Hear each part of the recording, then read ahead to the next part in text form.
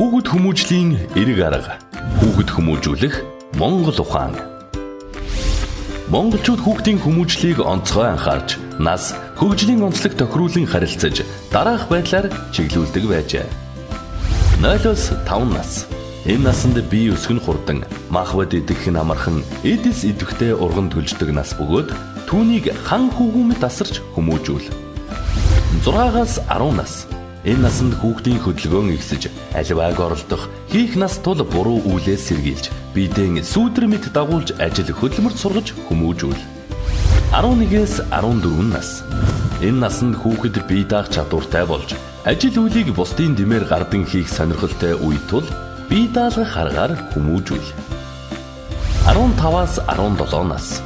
Энэ насанд хүүхэд том хүний нэгэн адил эрх мэдэл, үүрэг хариуцлагатай болгох нас гэж үзэх тул тэдэнтэй аль болох зөвлөлдөх, санаа оноог нь авах хэлбэр давмгайлж хүмүүжүүлэхийг зөвлөсөн байна. Монголчууд бид хүүхдийг хүмүүжүүлэхдээ загнаж шийдэхгүйгээр сургаал үг, зүйр үг, үлгэр туйлс, мэрхэн үг зэргийг ашиглан бурууг ухааруулан эцэг их өөрөөн үлгэрлэн сургадаг байжээ.